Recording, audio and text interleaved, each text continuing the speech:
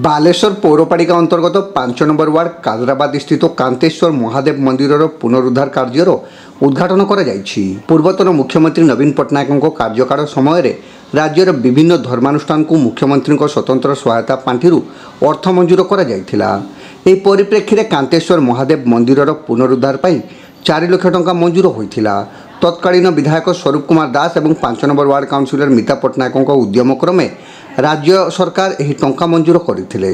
निर्वाचन आचरण विधि लागू होता उद्घाटन कर ग्रामवासी उपस्थित आज काउंसिलर मीता पट्टनायक फिता काटी यह उद्घाटन करने सह तत्कालीन मुख्यमंत्री नवीन पट्टनायक और तत्कालीन विधायक स्वरूप कुमार दास को कृतज्ञता जणाइथिले।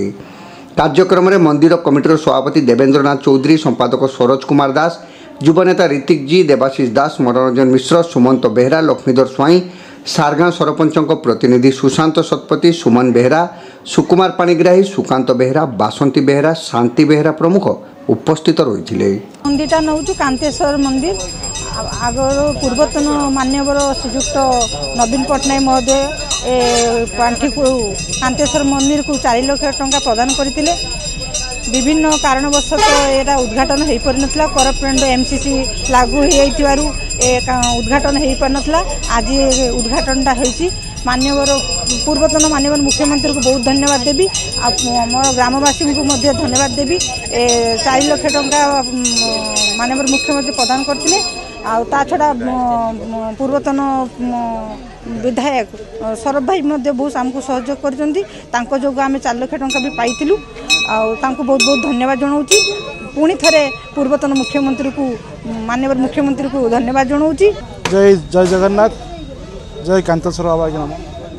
आज ये जो शिलान्यास तो होता आगु आज तार उद्घाटन उत्सव, तेणु ये हूँ आमर पूर्वतन सरकार मान्यवर प्रिय मुख्यमंत्री जो पूर्वतन मुख्यमंत्री नवीन पट्टनायक आनुकूल्य जो आम ओडिशा नवीन ओडिशा कार्यक्रम माध्यम जो अनुदान आसाला जेहेतु विधानसभा गला आचरण विधि लागू होता, तेणु से समय उद्घाटन हो पार ना। आज तार शुभारंभ कलु आम आमर मान्यवर जो अच्छा आमर वार्ड काउंसिलर मीता पट्टनायक महोदया सी आसी जेहेतु ये 5 नंबर वार्ड जाऊँगी सी काउंसिलर दायित्व अच्छा मुझे धन्यवाद देवी। मान्यवर पूर्वतन विधायक स्वरूप कुमार दास को धन्यवाद देवी।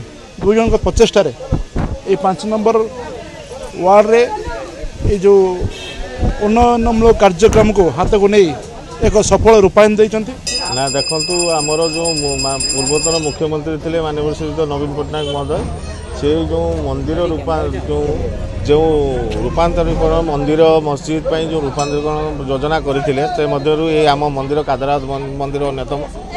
ताहा आमर जो लोकप्रतिनिधि अच्छे आम वार्ड काउंसिलर माननीय श्रीमती मीता पट्टनायक महोदया जुगुरु यहाँ आम लिखित आकार देलु। सी विधायक सदर विधायक जो पूर्व थे स्वरूप कुमार दास देते जहाँ पांडियन सार जो आसते से समय लिखित आकार जनईलु। तापर से अनुमोदन हो 4 लाख टंका आसी से पांठि ये मंदिर निर्माण कराई। ग्रामर लोक मैंने सहयोग बहुत कर मंदिर से समस्त को कृतज्ञता। मंदिर जो उद्घाटन यही कांतेश्वर बाबांकर जो मंदिर निर्माण कार्य आरंभ होती सुचारू रूपे संपादन पर्यंत भी हो पारि नहीं, किंतु ये मंदिर जो कांतेश्वर बाबांकर पूर्व मुख्यमंत्री श्रीजुक्त प्रिय नवीन पट्टनायक कार्यकाल समय 4 लाख टंका अनुदान राशि स्वतंत्र पैकेज योजना ए मंदिर निर्माण में साहाय्य करने दि जाता।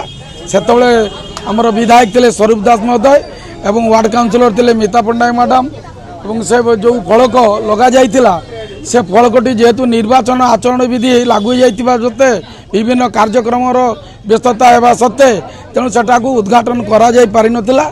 आज आमर मीता पट्टनायक मैडम जे अच्छा वार्ड काउंसिलर द्वारा आज आम फलक उद्घाटन कलु।